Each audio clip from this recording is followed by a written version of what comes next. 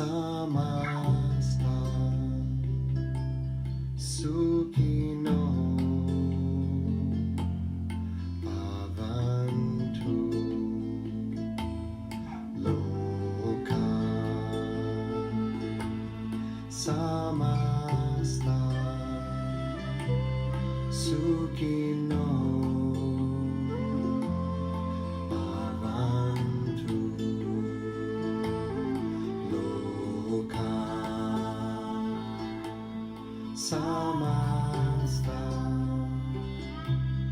sukhino bhavantu loka.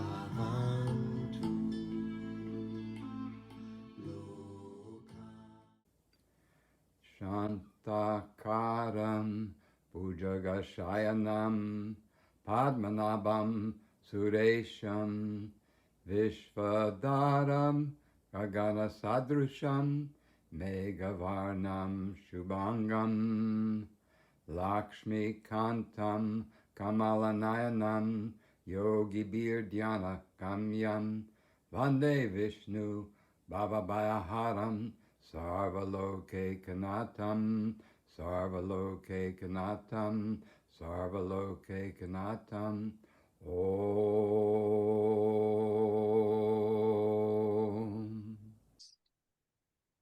The Guru is this dispeller of darkness, the dispeller of ignorance, in whatever form and whatever medium, and through the numerous faces, the numerous forms, the numerous vehicles that we are blessed in our journey to dispel our darkness. So this Guru is this total and mysterious breath of life, Brahma, this ever-evolving, ever-expanding breath of life. This Guru is Vishnu, this all-pervading intelligence, this ability to see, to realize, to be present. The Guru is Maheshwara, the incredible ecstasy of being in a body on this earth.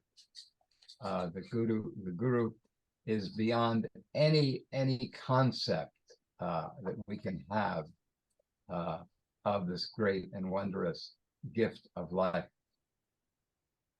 and is to that mystery that is beyond that we pay our obeisance. Guru Brahma, Guru Vishnu, Guru Devo Maheshwara, Guru Sakshat Param Brahma, Tasmai Shri Gurave Namaha, Tasmai Shri Gurave Namaha, Tasmai Shri Gurave Namaha, Tasmai Shri Gurave Namaha. Om.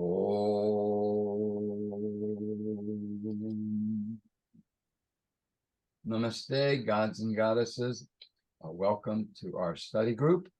We joined together to contemplate this wondrous and mysterious gift of life.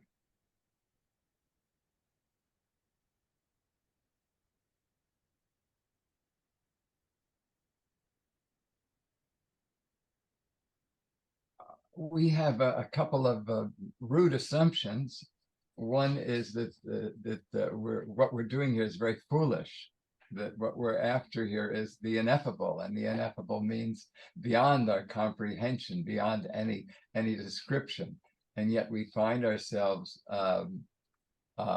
in this lifelong quest to somehow at least commune with this mystery, and hopefully grow deeper in our comprehension or in our wonder of this mystery, which we might call the gift of life. So we join together to learn from each other and to be inspired by each other's journey and the work that we've been doing. In my own experience, though we'll call it the ineffable, is beyond any concept, there is an experience of communion that is deeply nourishing, that the holding the question and the pursuit of the question takes us into a space of what we can call yoga or soul communion. And there is a fullness a bodily fullness that we experience in the felt sense during this quest. In my understanding, every atom of our body is a well to being. Every atom, this is an image from Babbitt's atom, which many of you may be familiar with. He was a 19th century clairvoyant who had the gift of micro-clairvoyance, who cultivated the gift of micro-clairvoyance and was able to see the atomic and molecular level and did some amazing, amazing work. But in any case, we're looking at an atom as an energy field, and we're understanding that every energy field in your body, every atom of your body is potentially a well to being, and that when an energy field is coherent, in that coherence, there is a communion with being, and that we're in this state of contemplation.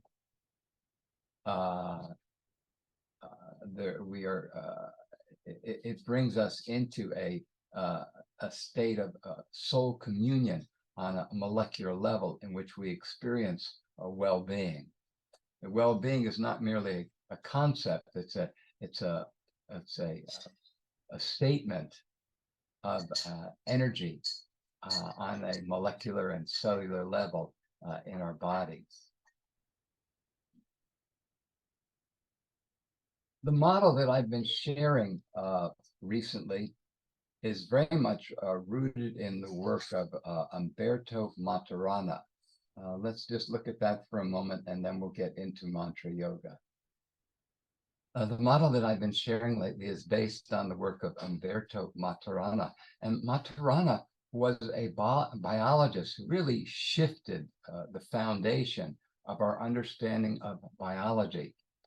And he points out that the definitive characteristic of life,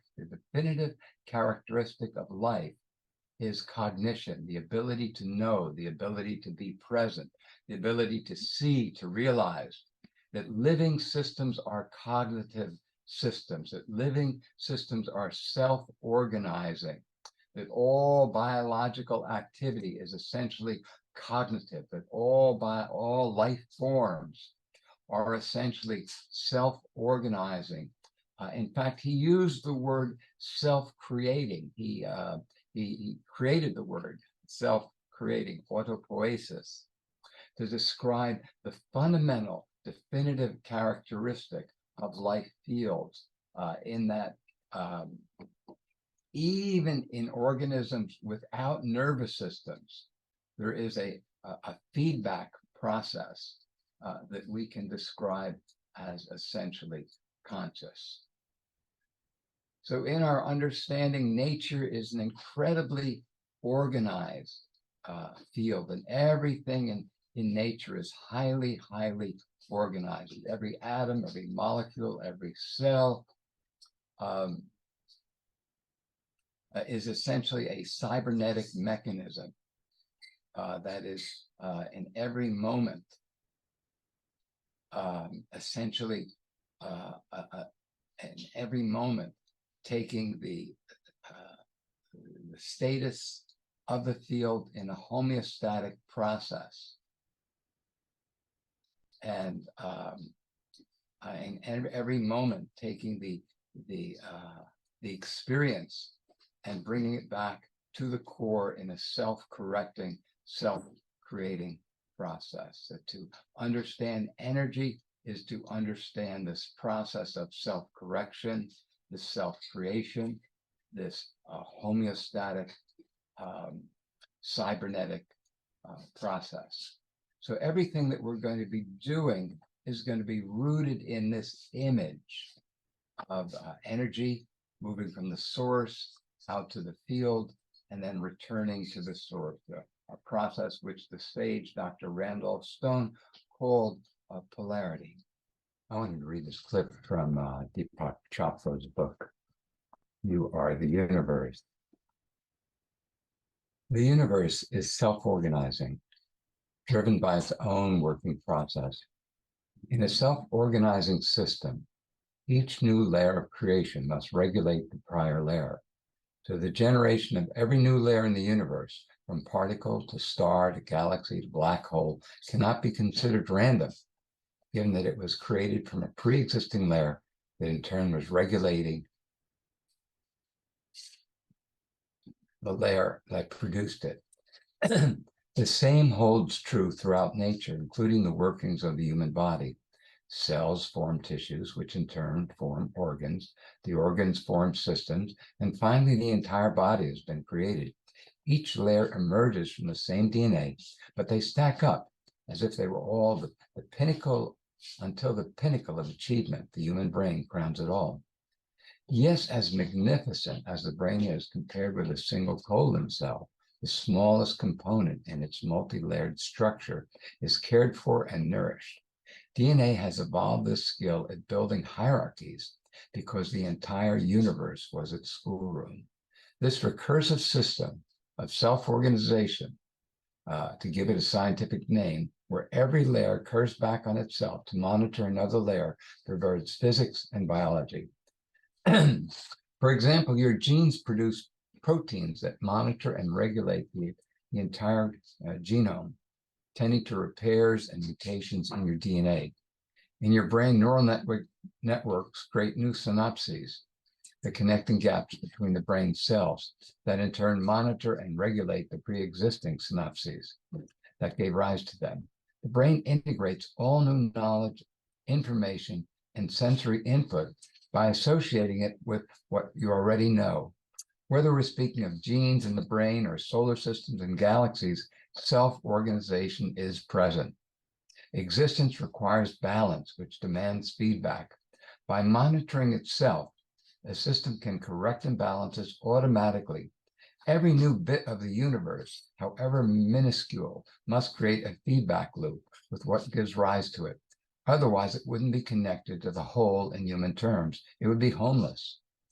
Viewed this way, the fine-tuning of the cosmos isn't a mystery. No one finds anything mysterious about how the gear, train, and a car's transmission fits together. If it didn't, the car couldn't operate. In the same way, an operational universe must be fine-tuned.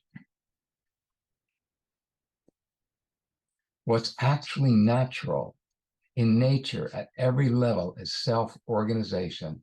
Even when an event appears to be random, satisfying the mathematics of randomness, a kind of purpose is invoked, beginning with the overarching purpose of homeostasis, the dynamic balance of all parts in a whole. In high school biology, the classic example of homeostasis is the body's ability to maintain a steady temperature of 98.6 degrees Fahrenheit under changing thermal conditions outside. Let's say that you've been caught outdoors in the fall without a jacket and the temperature suddenly drops. Depending on how long you're exposed, your body will go through a series of tactical steps to ensure that your vital organs don't get chilled, such as moving blood away from the skin closer to the bodily core, revving up your metabolic furnace. Under a microscope, the activity of any single cell might look arbitrary and random unless you realize what the entire body is trying to accomplish. In our view, the fine-tuning of the universe shows how sensitive nature is balancing galaxies by making sure that some subatomic particles are balanced first. Self-organization is embedded in the fabric of the cosmos. Like an invisible stage choreographer to drive the cronies at her, this must be mistaken. So it should not be mistaken for the red herring of intelligent design by a supernatural god in the sly. The smooth running of the universe is underpinned by quantum processes, rapidly noticing invisible microscopic choices that lead to the final results at the level of daily life. So in the Bhagavad Gita, chapter 13, verse 3, Sri Krishna articulates the key to all of this when he says, I am the knower of all fear. So the knower, the presence, the cognizance, the awareness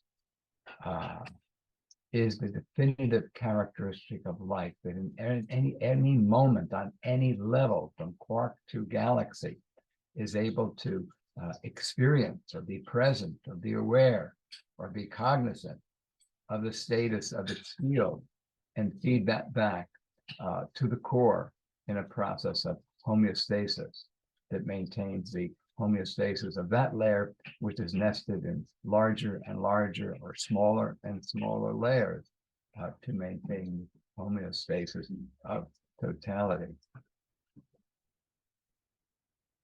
So what's most interesting about this process of cognizance that we're talking about on an atomic, molecular, cellular, organic, or cosmic level is we're talking about the same awareness, the same presence that is giving you cognizance in this moment. We're pointing out that yourself, the one thing that's real in your life, the one thing that's unchanging, the one thing that's truly alive is transpersonal. That your life is a life of the cosmos. Your awareness, your presence, your cognizance is unborn, undying, everywhere, always, eternal, forever and ever and ever. And so,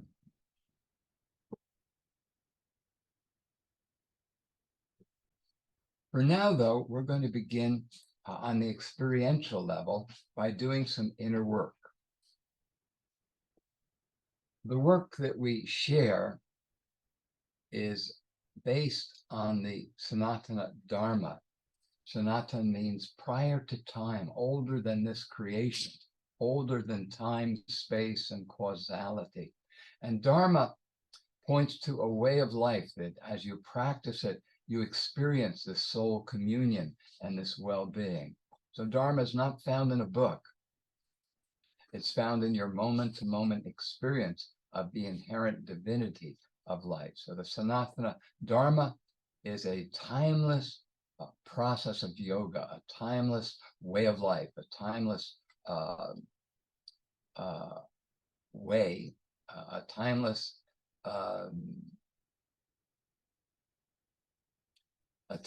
journey of soul communion, of communion with the mystery that has been carried on from friend to friend, from teacher to student, from time immemorial, and maybe even older than time itself.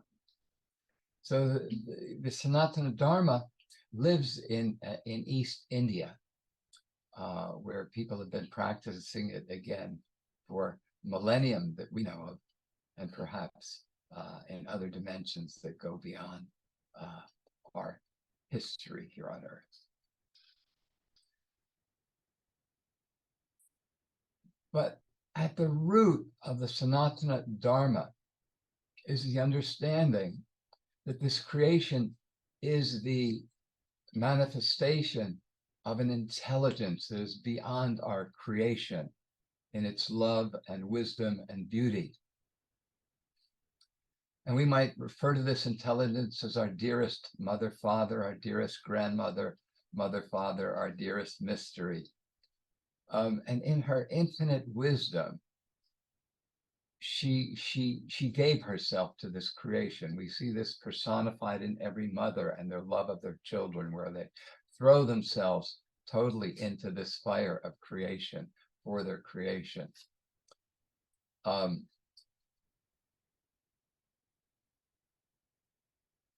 So in this case, the fruit of this self-sacrifice of the goddess, the self-sacrifice of this intelligence, is that we are not merely a drop in this mysterious ocean of life.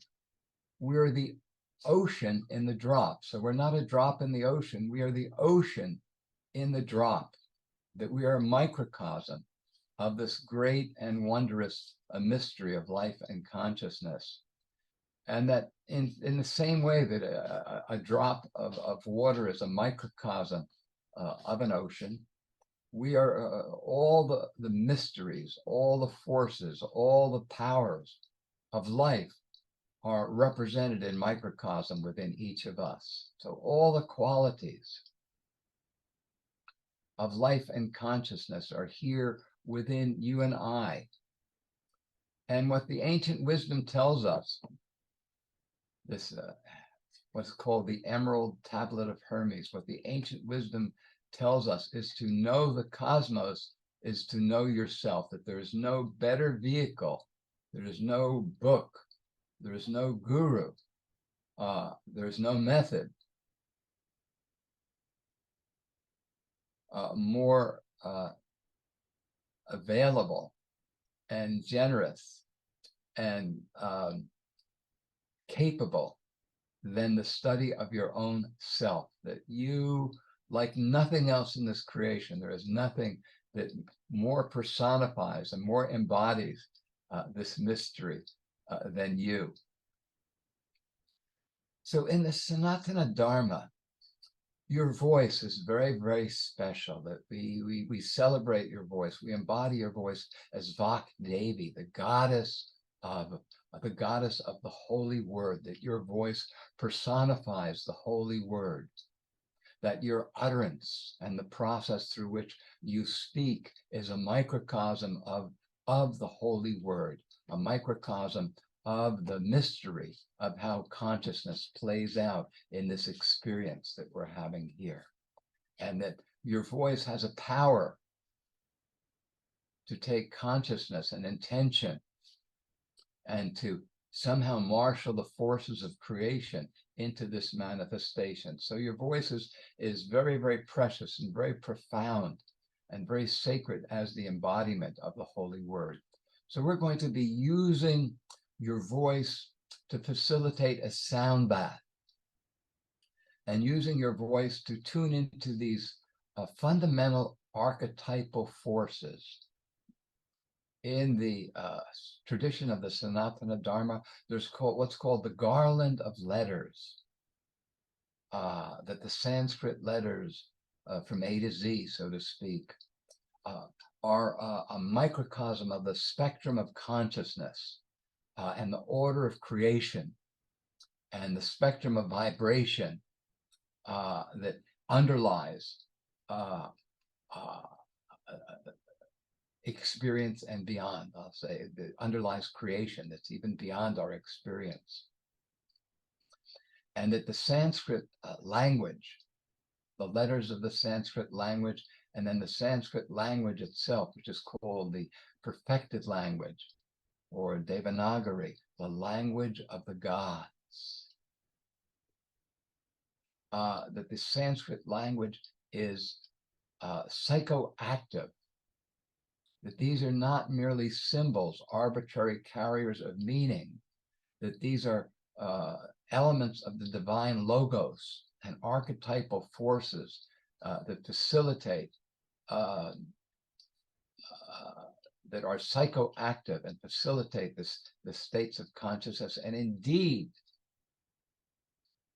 the process that these archetypal sounds facilitate is a molecular transformation and an attunement into our essentially divine being.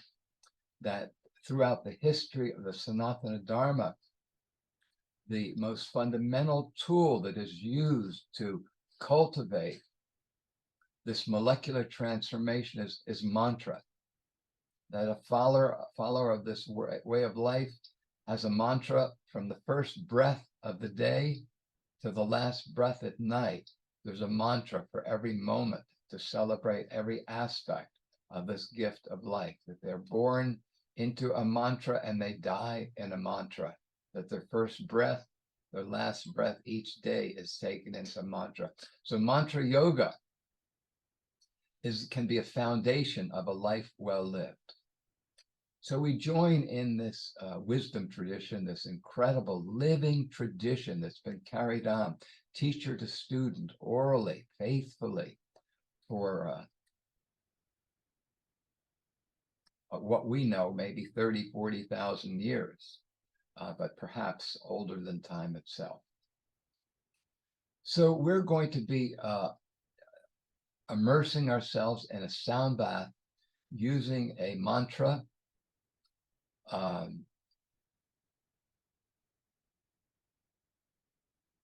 And a mantra, again, is a divinely psychoactive formula for molecular transformation.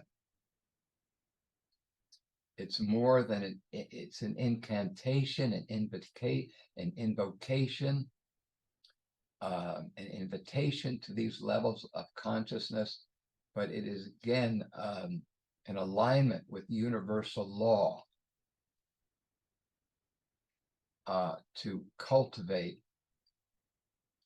a higher dimension of our inherent divinity.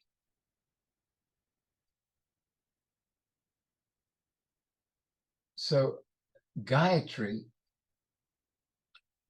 is one of the images that we have that personify the mystery of the breath of life.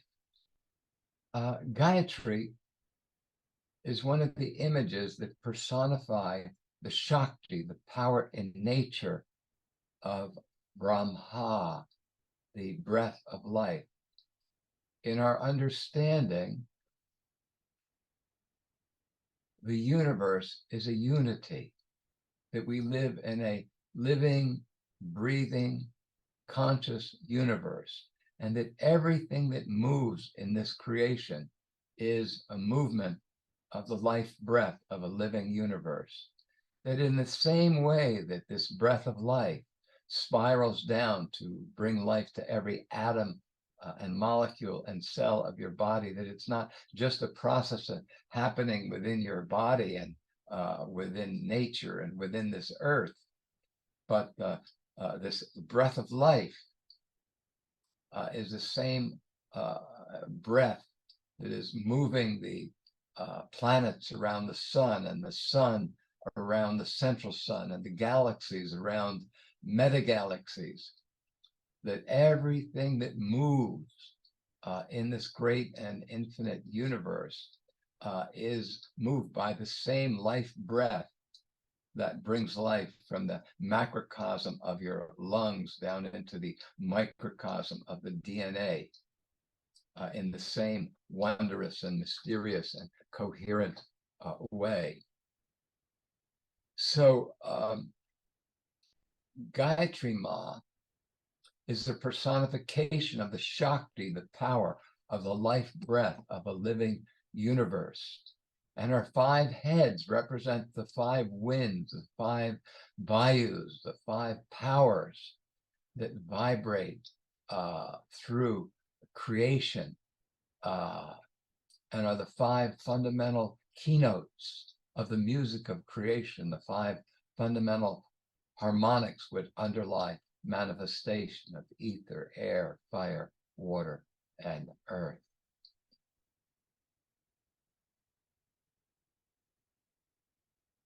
So Gayatri, which refers to vibration and the fundamental rhythm which underlies Sanskrit chanting, personifies the fundamental harmony and order of this creation. So we're going to be using the Bija mantras. Again, your body, we are the product of ultimate intelligence, and that your body is the personification of creation, and that your body personifies the dynamics of creation, that your body is the most economical expression of ultimate consciousness, and the most highly the the expression of ultimate intelligence.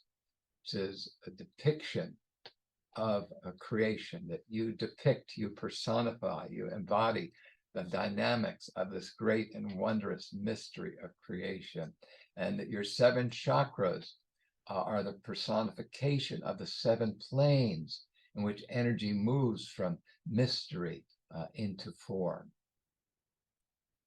And so we're going to be using the Bija mantras, which invoke the powers, that invoke the planes of consciousness of these seven dimensions, these seven planes, these seven planes of consciousness, as we commune with a sound bath based upon the Gayatri mantra and the Bija, the seed mantras. Now, many of you are familiar with my work, but I've covered a lot of material here in a just a few short minutes, what, 10, 8 minutes. Let's stop the screen share for a moment and answer any questions you might have before we go into the practice. Welcome. Welcome, Mr. Berger's neighborhood.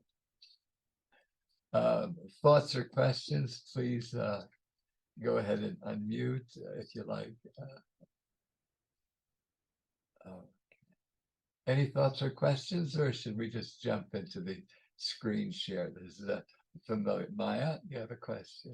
Yeah, it's not so much. Maybe it is a question. You know, hearing your voice and entering back into your teachings, there's so much resonance for me in time. You know, 33 years back. And it's so alive in me, always has been. And I think one of the, and maybe this is a question, you know, our focus here is so much in the recognition of the mystery of our deep inner connection to that mystery, but how that lives really in my daily life is, and maybe that is the question here, is how much trust there is for me with the not knowing, with all the different issues and incredible pain and suffering that is going on in our world. There's such a deep trust in the unknown, in the mystery of how we belong into all of this, because we don't have answers, right? We don't have ways to ameliorate much of what is happening. So anyway, maybe this is just a little bit my lived experience of the teachings and how I am able to share that with the people in my life is really a lot about the relaxation, the sense of belonging, and the trust in it all, despite everything that is happening. Thank you. Thank you for your wisdom. Yes, you put it so well. You know, this human condition, we're always on the edge of chaos. And in spite of the incredible beauty of the relationships that we have to nature and the people around us, there's such a hell on the edge of our heavens, and how do we find any peace with the amount of suffering that surrounds us, and the imminence of the chaos that seems to be at our door. And this has always been the human condition. It seems worse than ever. And yet, if you think back to what our parents lived through, you see that this somehow is a constant. You know, how do we maintain our faith in life in life itself and the inherent goodness of life, and in the face of the madness, and in the face of what we humanity are capable of doing to each other and to nature. So that is the challenge before us, because if there's I believe that our dharma and our highest option in this dharma is to maintain our own equanimity and well-being, that we're an atom in this creation, and that harmony is disproportionately powerful, that sattva guna, communion with being, is disproportionately powerful. There's a lot of research on the Maharishi effect, on how when you get a group of people together to meditate, it affects the etheric body, and it radiates out into the etheric body around it. That the Maharishi would have these convocations or send in meditators, and wars would stop, truces would be declared. The same thing in the recent work of Lynn McTaggart, in her study of the field and the power of 8. She's shown where people come together with a clear intention to create peace.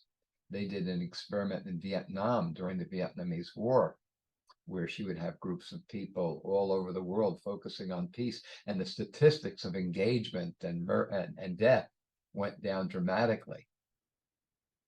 So that there's quote scientific evidence that the inner work that we're doing and the intention that we're holding contributes to the peace and well-being on this earth. So, Maya, I want to thank you. You state the dilemma that we're all in and that we experience at heart so fundamentally. And you raise that question of how do we find the knowledge, how do we maintain the faith that we need to go on.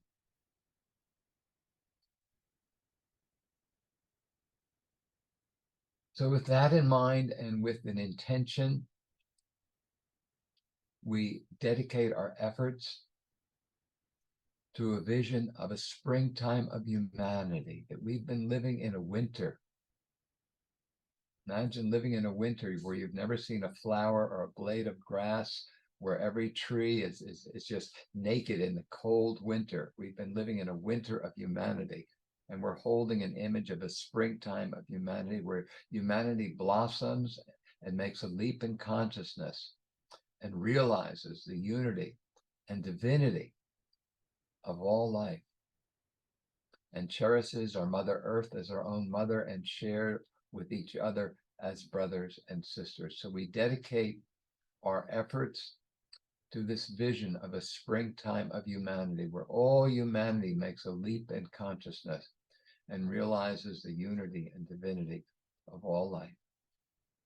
We cherish our Mother Earth as our own mother, share with each other as brothers and sisters for all our relations. Hari Om Tat Sat, Aho Matakwiyasa. So there are two parts to the Gayatri mantra. We're going to,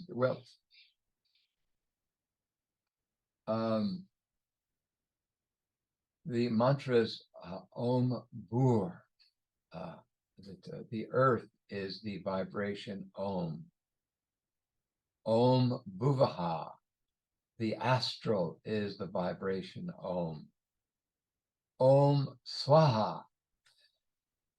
The heavens are the same Om, the same holy word. In the beginning was the word was God, that Om is this holy word, Om is the divine logos, Om is the seed of all manifestation, that Om is Mahat Tattva, Om is consciousness, Om is knowledge, Om is passion, Om is being.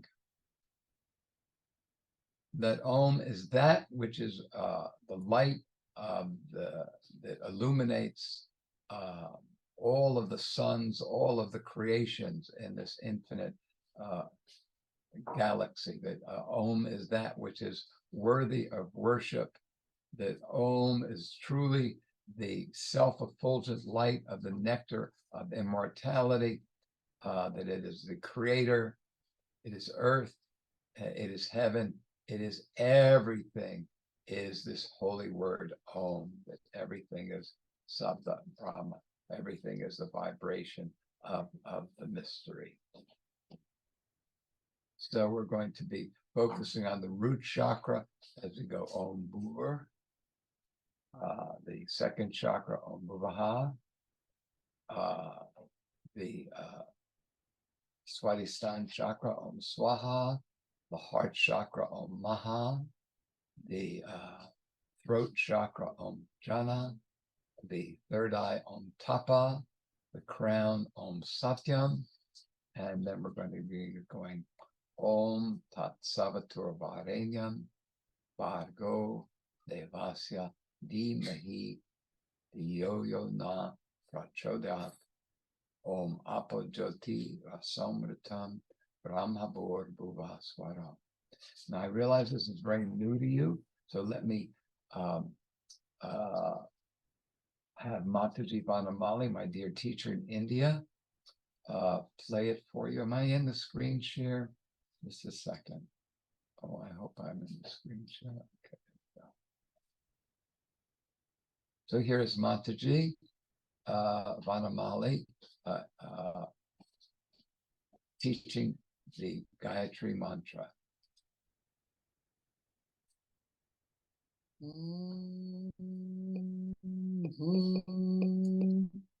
Bhuva Swaha Om Tat Savitur Varenyam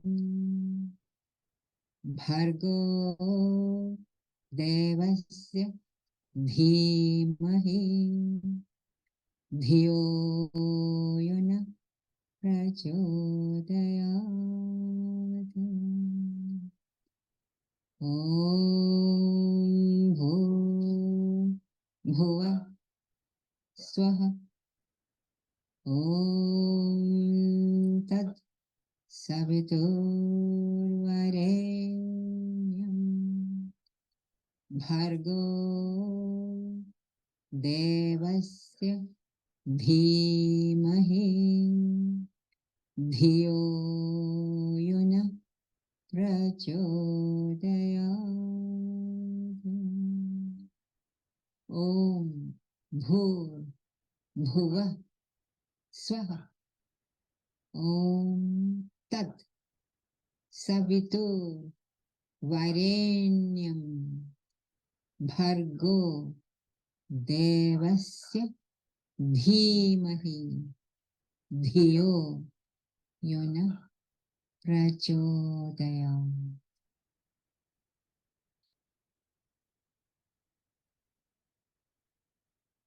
And again, The Gayatri mantra.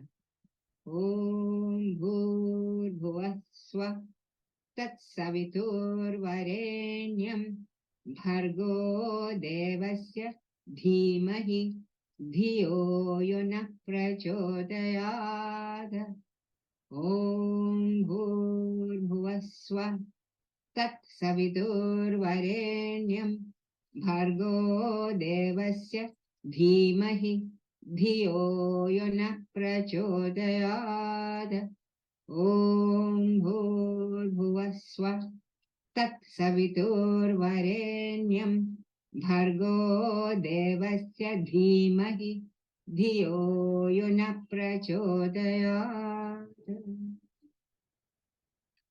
now the form which we're using today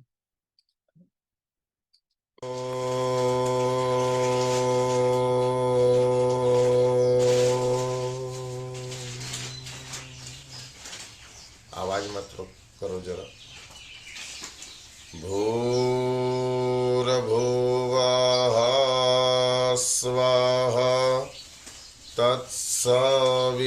सवितुर्वरेण्यं भर्गो देवस्य धीमहि धियो जो नः प्रचोदयात्।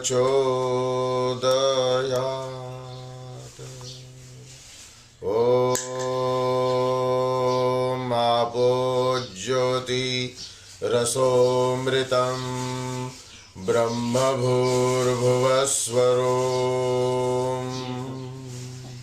हरिः ॐ।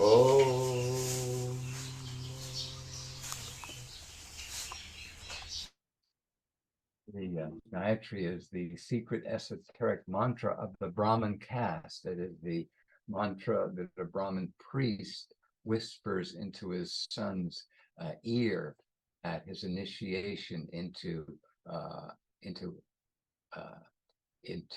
adulthood, and is receiving his thread that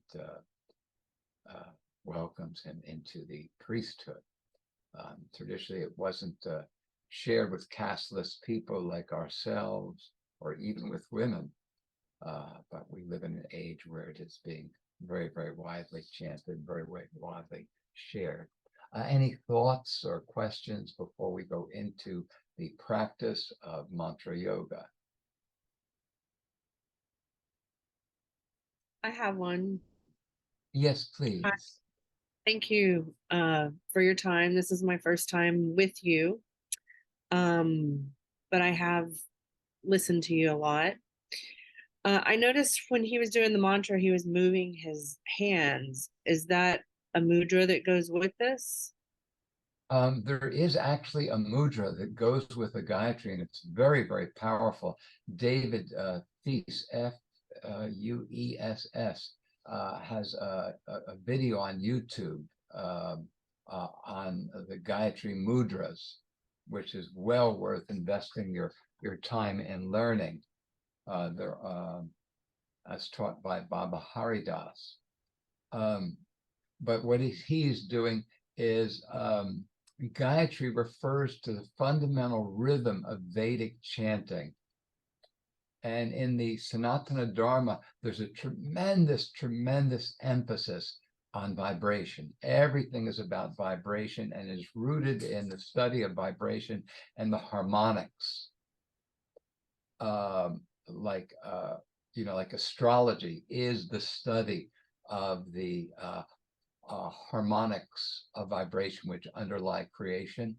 So in the Vedic worldview, you spend your life in an astrological calendar, where literally every hour of the day and every day of the week, every month of the year has significance depending upon its harmonic relationship to the cosmos and the powers that entrain through that moment. So what you see him doing in this hand is he's also a teacher who's always teaching children to come into this universe, because the life breath of a living universe is embodied in the mathematics of the golden ratio spiral. And if you study classical Hindu music called Carnatic music, you'll find that the most elaborate rhythms are totally, precisely, minutely attuned to the golden ratio spiral. So what he's doing with his hand is he's entraining with the life breath, with Brahma, and he's been trained since childhood to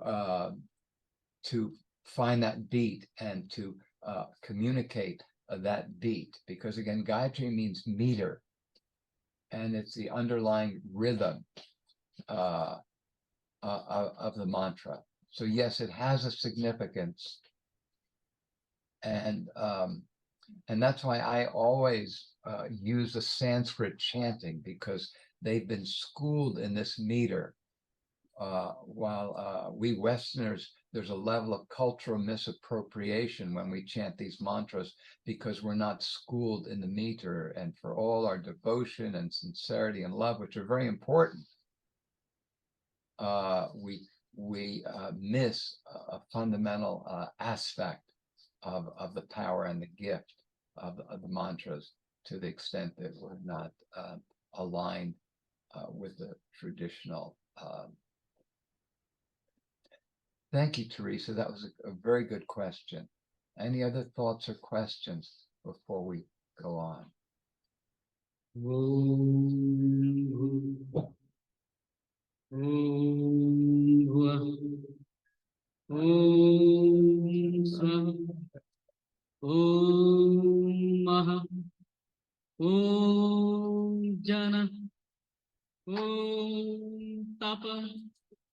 ॐ सत्यम् ॐ तत्सवितुर्वरेण्यं भर्गो देवस्य धीमहि धियो यो नः प्रचोदयात् ॐ आपो ज्योतिरसोऽमृतं ब्रह्म भूर्भुवः स्वरो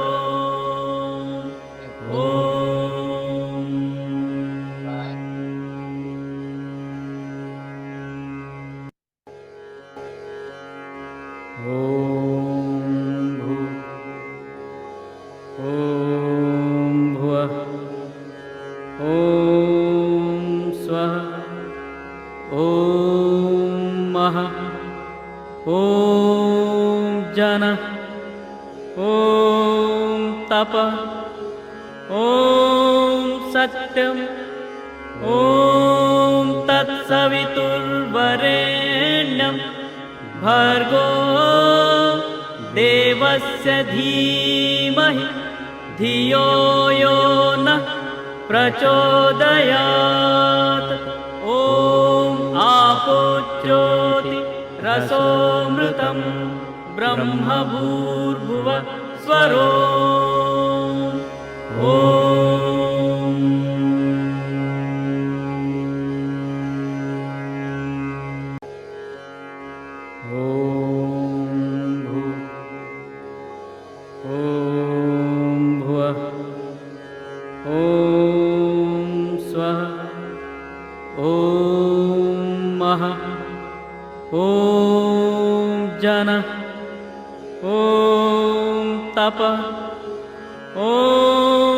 सत्यम् ॐ तत्सवितुर्वरेण्यं भर्गो देवस्य धीमहि धियो यो नः प्रचोदयात्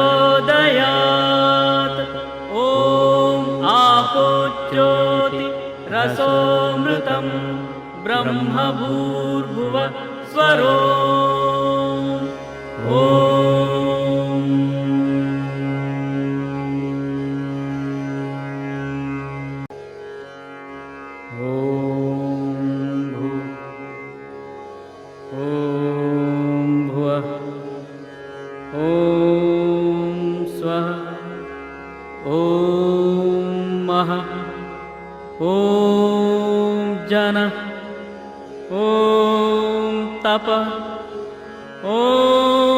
सत्यम् ॐ तत्सवितुर्वरेण्यं भर्गो देवस्य धीमहि धियो यो नः प्रचोदयात् ॐ आपो ज्योतिरसोऽमृतं ब्रह्म भूर्भुवः स्वरो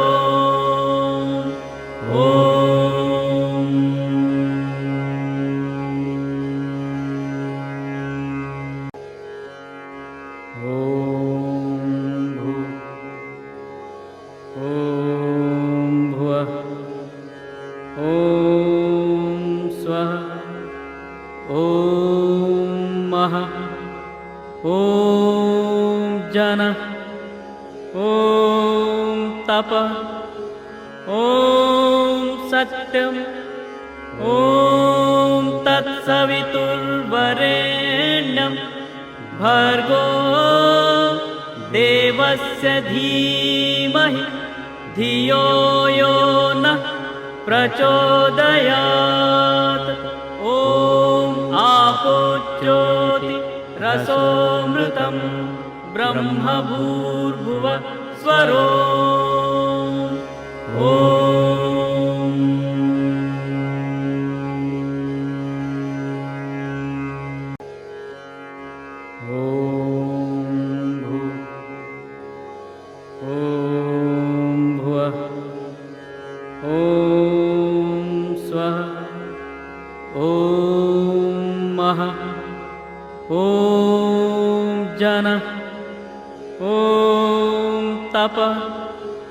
ॐ सत्यम् ॐ तत्सवितुर्वरेण्यं भर्गो देवस्य धीमहि धियो यो नः प्रचोदयात्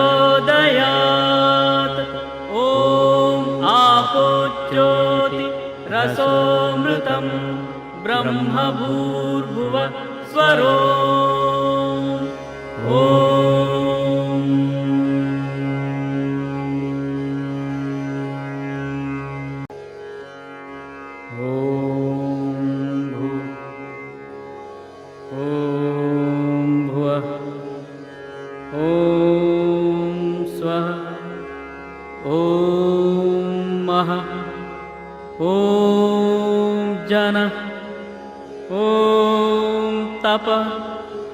ॐ सत्यम् ॐ तत्सवितुर्वरेण्यं भर्गो देवस्य धीमहि धियो यो नः प्रचोदयात्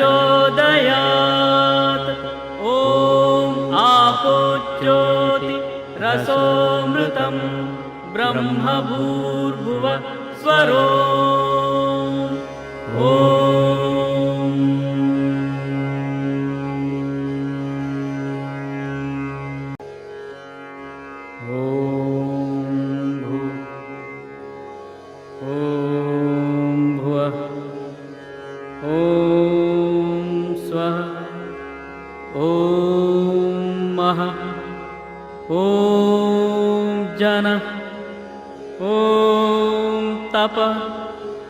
ॐ सत्यम् ॐ तत्सवितुर्वरेण्यं भर्गो देवस्य धीमहि धियो यो नः प्रचोदयात् ॐ आपो ज्योति रसोऽमृतं ब्रह्म भूर्भुव स्वरो ॐ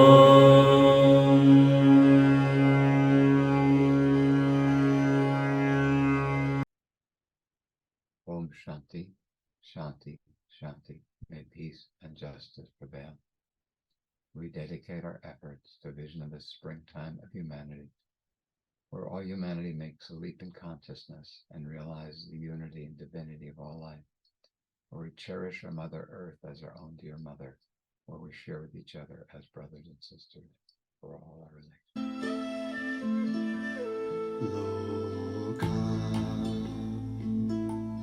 Samasta Sukhino Bhavantu Loka Samasta